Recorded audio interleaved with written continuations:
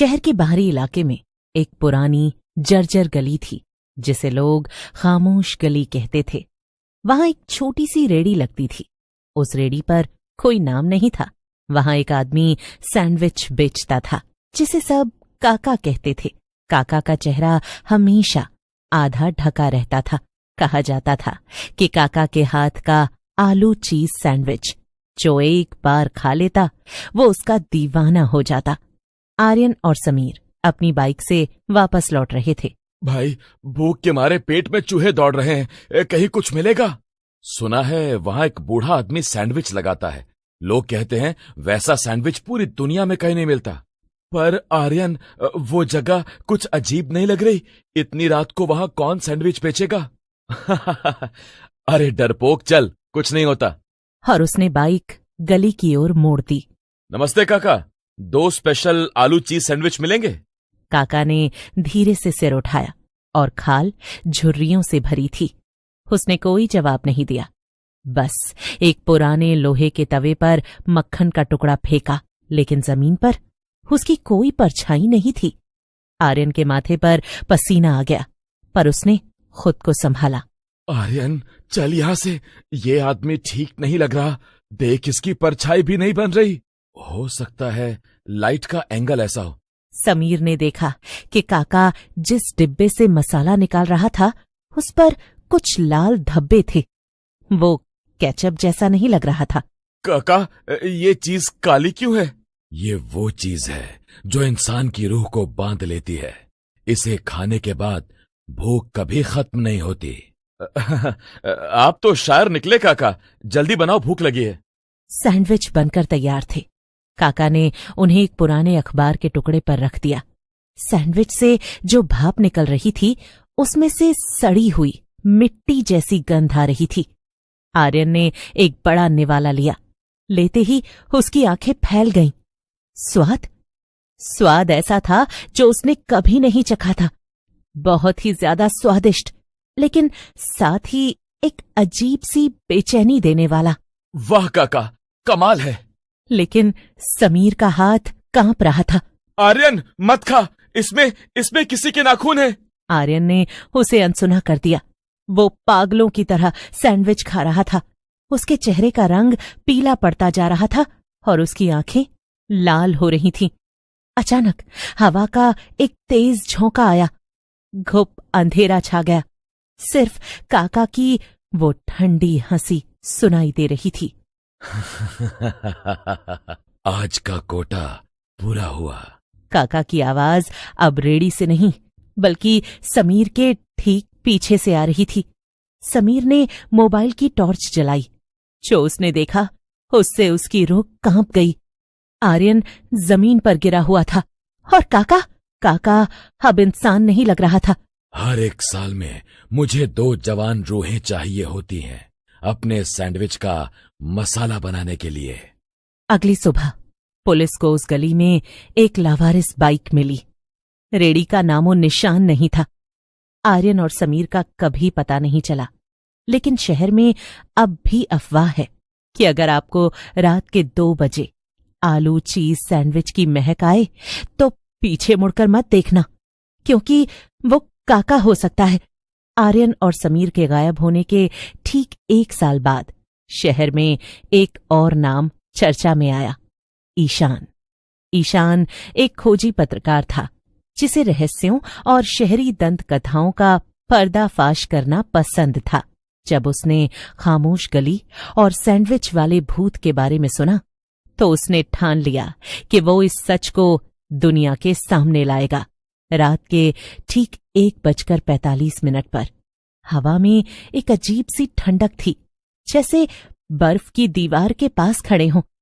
अचानक उसे वही चिर परिचित महक आई। ईशान ने कैमरा ऑन किया और अपनी शर्ट की जेब में छिपा लिया। रेड़ी वहां खड़ी थी। उसका चेहरा आज भी आधा ढका हुआ था। सुना है आपके सैंडविच का कोई जवाब नहीं है काका?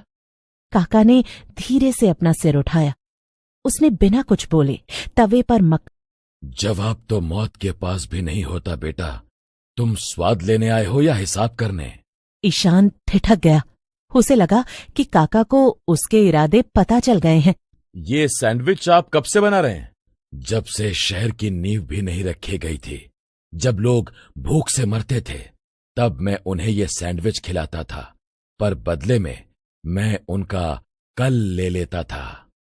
ईशान ने अपना हाथ चुपके से कैमरे की तरफ बढ़ाया। तस्वीरें उनकी ली जाती हैं जो जिंदा हों। मुर्दों का अक्स शीशे में नहीं उतरता। उसने ईशान का कैमरा छीनकर तवे पर रख दिया। कैमरा पल भर में पिघलकर काले धुएं में बदल गया। काका ने एक सैंडविच तैयार किया और उसे ईशान की ओर बढ़ा दिया। खा लो, अगर खा लिया तो शायद सच देख पाओ, नहीं खाया तो अभी मसाला बन जाओगे। ईशान के पास कोई रास्ता नहीं था। उसने कांपते हाथों से सैंडविच का एक टुकड़ा तोड़ा। जैसे ही उसने मुंह में रखा, उसे लगा जैसे हजारों सुइयां उसकी जुबान में चुभ गई हों। अचानक ईशान को दिखने लगा। उसे रेड़ी के चारों ओर दर्जनों धुंधली आकृतियां दिखाई दी। वो आर्यन और समीर थे। ईशान ने सैंडविच फेंक दिया और अपनी साइकिल की तरफ भागा, लेकिन उसे महसूस हुआ कि उसके पैर भारी हो गए हैं। उसने पीछे मुड़कर देखा तो रेड़ी गायब हो चुकी थी। अंधेरे में सिर्फ काका की आवाज गूंज रही थी। आधा सैंडविच खाया है बेटा, अब आधी जिंदगी मेरी कैद में गुजरेगी। अगली सुबह ईशान अपने कमरे में मिला। वो जिंदा था, लेकिन वो कुछ बोल नहीं पा रहा था। और सबसे अजीब बात, उसके कमरे में हर जगह मक्खन और सैंडविच की महक आ रही थी, जबकि वहां कोई खाना मौजूद नहीं था। रुद्र ने तय किया कि वो उस सैंडविच वाले का अंत करेगा।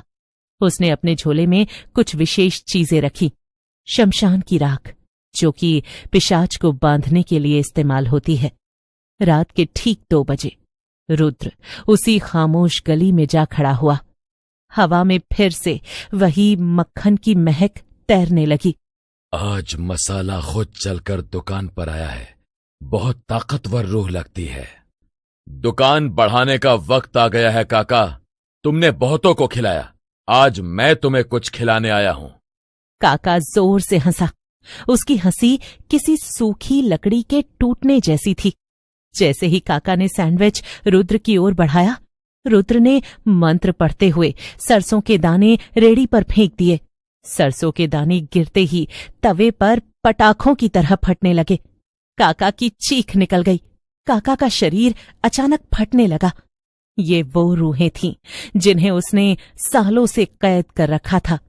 रुद्र ने चांदी का चाकू निकाला। तूने मासूमों की भूख का फायदा उठाया, अब तू खुद अपनी भूख में भस्म हो जा।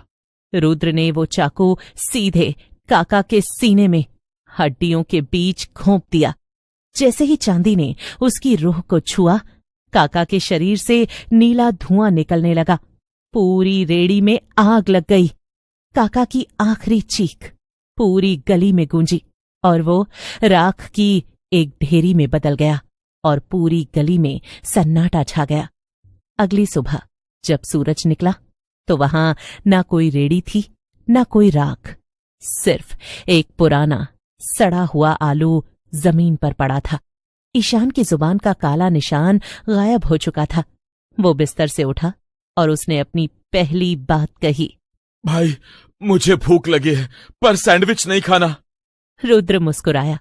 उसने उस गली को हमेशा के लिए सील करवा दिया। रुद्र ने अपने भाई ईशान को पूरी तरह से ठीक करने के लिए एक प्राचीन शुद्धिकरण अनुष्ठान करवाया। ईशान अब धीरे धीरे अपनी सामान्य जिंदगी में लौट रहा था, लेकिन उसकी यादों से वो खौफनाक रात पूरी तरह नहीं मिटी थी। वो अक्सर रात को सोते समय अचानक उठ जाता, क्योंकि उसे अपने कमरे में मक्खन के जलने की गंध महसूस होती थी। कहानी के अंत में 1 साल बीत चुका था। शहर में एक नया कैफे खुला था, जो अपने मिस्ट्री बर्गर के लिए मशहूर हो रहा था। ईशान और रुद्र एक शाम उस कैफे के पास से गुजर रहे थे। आगे बढ़ो ईशान, अंधेरा हमेशा रोशनी का पीछा करता रहेगा, लेकिन हमें बस इतना ध्यान रखना है कि हम कभी उसकी भूख का हिस्सा न बने।